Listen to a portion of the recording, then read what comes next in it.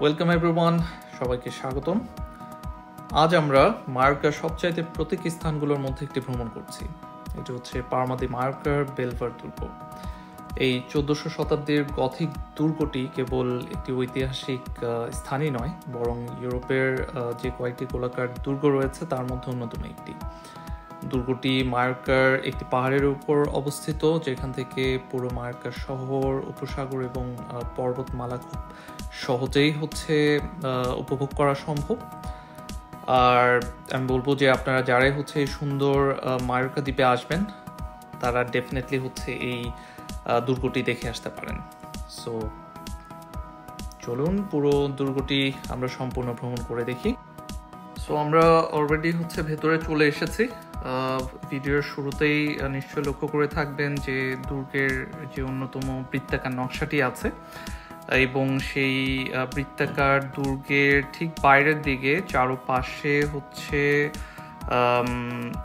আপনার দেয়াল আছে, এবং তার মাঝে একটি কূপের মতো, কূপ বলতে ছোটখাটো চারপাশ ঘিরেই এই খালি জায়গাটি, যেখানে সেই সময় আমরা যেরকম বিভিন্ন টিভি সিরিজে দেখে থাকি যে প্রতিরক্ষামূলক ব্যবস্থা বা বৈশিষ্ট্য সম্বলিত এই কূপের মতো খনন করা থাকে, ঠিক সেরকমই এই দুর্গতে আছে।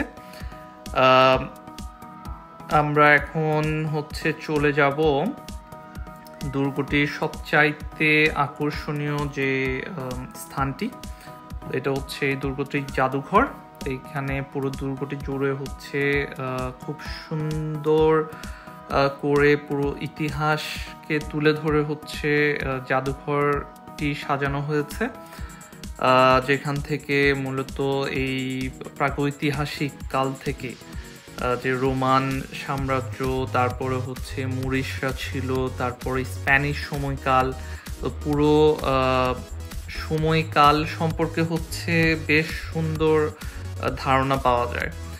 তো এখানে জাদুঘরটি বিভিন্ন সেই প্রাগৈতিহাসিক কালের যে ছবি এবং তাদের ইতিহাস, পুরো মায়োর্কা শহরের যে ইতিহাস, সেই ইতিহাসটি এখানে তুলে ধরা হয়েছে।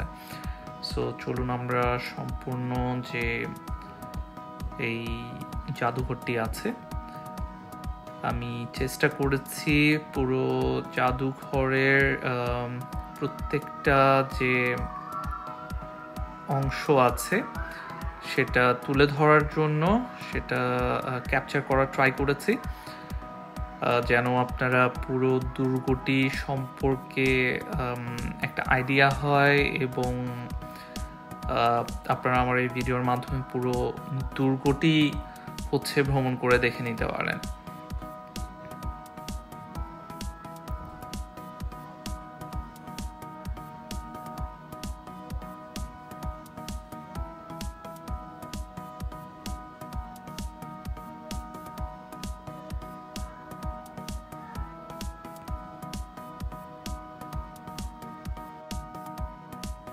দুর্গটির ইতিহাস সম্পর্কে যদি কিছু বলি, দুর্গটি 1300 সালের গোড়ার দিকে সে সময়ের মায়োর্কার যে তৎকালীন রাজা ছিলেন দ্বিতীয় জেমস, ওনার রাজত্বকালে উনি নির্মিত করেছিলেন।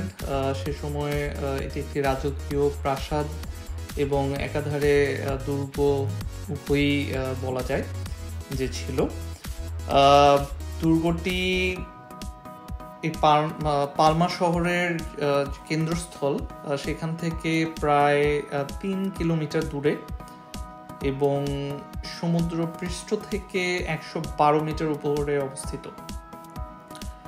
যাতায়াতের বেশ সুন্দর ব্যবস্থা রয়েছে সেখানে, বেশ সুন্দর এখন রাস্তা আছে। আপনি চাইলে গাড়ি রেন্ট করে অথবা আপনি ট্যাক্সি দিয়ে 10 মিনিটের মধ্যে শহর থেকে পৌঁছে যেতে পারেন।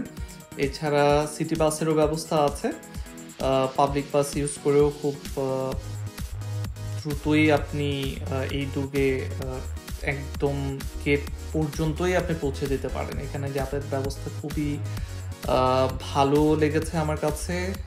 সিটি, পারমা যে সিটি, সেখানেও এবং তার বাইরেও আশেপাশে যে লোকেশনগুলো আছে সেখানে খুব সহজেই আপনি পাবলিক ট্রান্সপোর্ট ইউজ করেই আপনি যাতায়াত করতে পারেন। তবে এই দুর্গে পৌঁছার জন্য আমি বলবো যে যারা একটু অ্যাডভেঞ্চার পছন্দ করেন, ইউজুয়ালি আপনি এমন একটা জায়গায় যখন আপনি ট্রাভেল করতে যাবেন তখন নিশ্চয়ই আপনি একটু অ্যাডভেঞ্চারই করতে চাইবেন। সো এক্ষেত্রে আমি বলবো যে আপনারা পায়ে হেঁটে আসতে পারেন। শহর থেকে হচ্ছে যে পাইন বন আছে, পাইন বনের মধ্যে দিয়ে এই শহরের যে পাহাড়ি সরু রাস্তা, সেই সরু রাস্তা ক্রস করে তারপর বনের মাঝে সুন্দর রাস্তার ব্যবস্থা করা আছে। সো সেই রাস্তা ইউজ করে হয়তো 30 মিনিটের মতো সময় লাগবে, আপনার খুব সহজে হচ্ছে এই দুর্গটিতে পৌঁছে যেতে পারেন। আপনার যদি সাইকেল থাকে, সাইকেল ট্র্যাকের ব্যবস্থা আছে বনের মাঝে। তো এখানে সবাই, যে আমি লক্ষ্য করেছি, সবাই সাইক্লিং খুব পছন্দ করে। সো আপনি ছোটোখাটো একটা হাইকিং করেও পৌঁছাতে পারেন। যদি আপনি সাইকেল রেন্ট করেন সেক্ষেত্রে সাইকেল দিয়েও খুব দ্রুত চলে আসতে পারবেন। এখানে যে মেইন যে প্রবেশ পথ আছে তার একটু পাশে দিয়ে মূলত টিকিট কাউন্টার। সো টিকিট প্রায় 4 ইউরোর মতো কস্ট হয়, যা কিনা আমি বলবো যে খুবই কম। অন্যান্য শহরে জার্মানিতে অনেক দূরকে আপনার প্রবেশ মূল্য প্রায় 10 থেকে 15 ইউরো মিনিমাম হয়ে থাকে। সো 4 ইউরো আমার কাছে খুবই কম মনে হয়েছে। এবং এছাড়া হচ্ছে আপনি যদি রবিবারে আসেন সেক্ষেত্রে সম্পূর্ণ ফ্রি, যদিও সেটা হয়তো টাইম টু টাইম চেঞ্জ হয়। আরেকটা বিষয় হচ্ছে আপনি যদি স্টুডেন্ট হয়ে থাকেন এবং আপনার ইউনিভার্সিটির আইডি শো করেন সেক্ষেত্রে আপনি ডিসকাউন্টও পাবেন। সো আমরা সেই সুবিধাটি নিয়েছিলাম।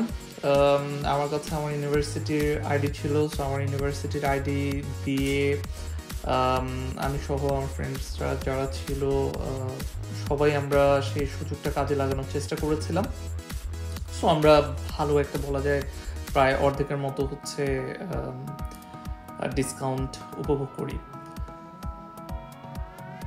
সো এখানে এখন দেখতে পাচ্ছেন এই জায়গাগুলো, ওরা এই জাদুঘরটি খুবই সুন্দর করে আসলে ওরা সাজিয়েছে, সংরক্ষণ করেছে। এখানকার এই দুর্গের যে সেই সময়কালের নিদর্শনগুলো সব কিছুই তারা সংরক্ষণ করার ট্রাই করেছে। ছবিগুলো দেখলে মনে হয়, বোঝা যায় যে আজ থেকে প্রায় 1000 বছর আগে কেমন ছিল এখানে পুরো দুর্গ সহ আশপাশের যে জায়গাগুলো আছে তার ম্যাপ আকারে এখানে সাজানো আছে, দেখানো হয়েছে যে কোন এরিয়াটা তখন কিরকম দেখতে ছিল। যেহেতু এটি একটি রাজপ্রাসাদ এবং একাধারে দুর্গ ছিল, সো তখনকার রাজারা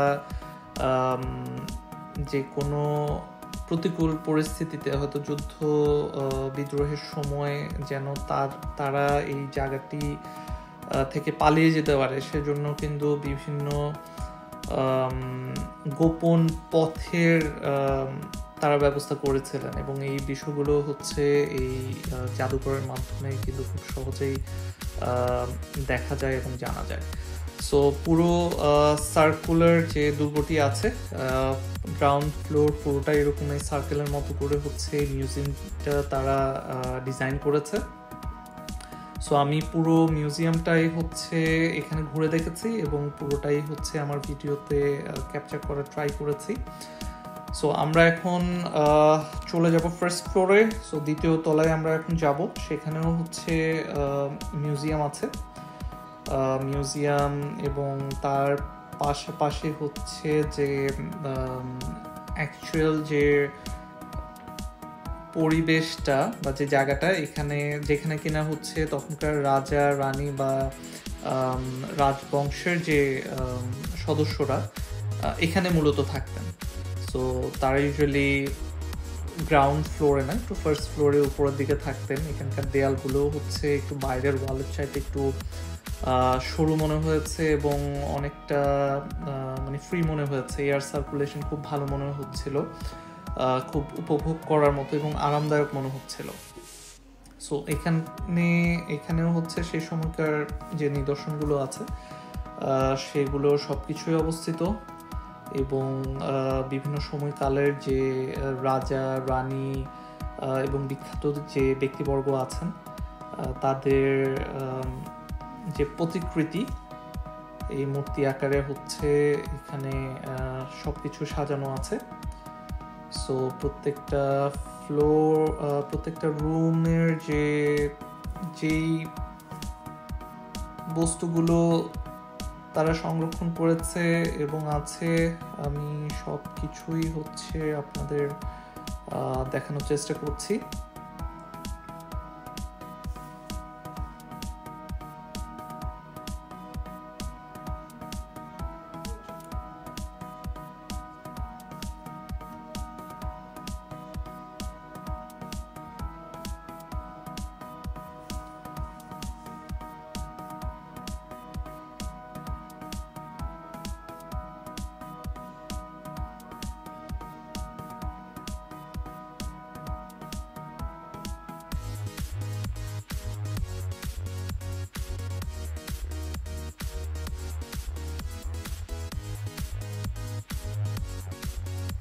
তো এটাই হচ্ছে মূলত সেই জায়গা যেখানে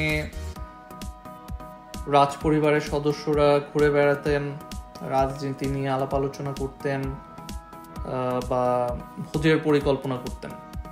একদম ঠিক যে সিরিজগুলো আছে যেমন গেম অফ থ্রোনস আমরা সেখানে হচ্ছে দেখেছি। সো এখন আমরা চলে যাব হচ্ছে টপ ফ্লোরে, দ্যাট মিনস হচ্ছে আমরা এখন ছাদে যাব, এবং যেই মুহূর্তটির জন্য আমি বলবো যে হয়তো সবাই অপেক্ষা করছেন এবং আমিও অপেক্ষা করছিলাম, বিকজ এই যে টপ ফ্লোর ছাদটা হচ্ছে এই দুর্গটির সবচেয়ে best, one of the best place বলা যায়, এবং সবাই এই ছাদ থেকে যে ভিউটা আছে এটা দেখার জন্য কিন্তু সবাই হচ্ছে এখানে আসেন।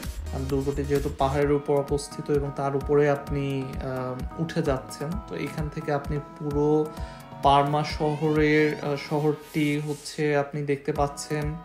পারমা যে দ্বীপটা আছে, দ্বীপটা জুড়ে যে ভূমধ্যসাগর, সেই সাগরের দৃশ্য, আপনি মনোরম দৃশ্য আপনি উপভোগ করতে পারছেন। সেখানে যে বড় বড় ক্রুজ থাকে সেগুলো আপনি খুব সুন্দরভাবে দেখতে পাচ্ছেন, এবং যে পর্বতমালা আছে আপনি সেগুলোও কিন্তু উপভোগ করতে পারছেন। সো আমার কাছে এই জায়গাটা হচ্ছে বেস্ট মনে হয়েছে। আমি এই যখন ছাদে আসি, ছাদে খুব সময়ই বলতে গেলে হচ্ছে ছাদে আমরা থেকেছিলাম, উপভোগ করেছি। ওয়েদার খুব সুন্দর ছিল সেদিন, আপনারা দেখতে পাচ্ছেন খুবই সানি এবং খুব বাতাস ছিল। সো পরিবেশটা খুবই মনোমুগ্ধকর ছিল আমি বলবো, এবং উপভোগ করার জন্য হচ্ছে পারফেক্ট একটা প্লেস। আপনারা দেখতে পাচ্ছেন সবাই ফটো সেশনে ব্যস্ত, আমরাও ছিলাম, আমরাও অনেকক্ষণ ধরে হচ্ছে অনেক ছবি তুলেছি। জায়গাটা এতই সুন্দর যে আসলে আপনার এখানে ঘন্টার পর ঘন্টা থাকলেও হচ্ছে আপনি বিরক্ত হবেন না, এতই সুন্দর একটা জায়গা। সো আজকে মূলত এই বেলভার যে দুর্গ আছে, এই দুর্গের আমাদের ভ্রমণের সম্পূর্ণ আজকের মতো এইটুকুই। বলবো যে যদি আপনাদের এই ভিডিওটি ভালো লেগে থাকে, আপনারা উপভোগ করে থাকেন, সো ভিডিওটিতে লাইক দিবেন এবং চ্যানেলটি সাবস্ক্রাইব করে আমার পাশে থাকবেন। আমাকে আরও এরকম যে আমার ট্রাভেল ভিডিও আছে সেগুলো নিয়ে কাজ করার জন্য উৎসাহিত করবেন। আর আপনাদের যদি কোনো সাজেশন থাকে সেটাও হচ্ছে আমার সাথে শেয়ার করবেন, যেন হচ্ছে আমি আরও ভালোভাবে আরও নতুন কোনো জায়গা আপনাদের দেখাতে পারি, নতুন কোনো জায়গায় হচ্ছে আপনাদের নিয়ে যেতে পারি। সো মার্কার ক্যাসেল বেলভার থেকে আজ এই পর্যন্তই। পরবর্তী সময় পর্যন্ত দেখতে থাকুন এবং আশা করি পরবর্তী ভিডিওতে আবার দেখা হবে। ভালো থাকবেন।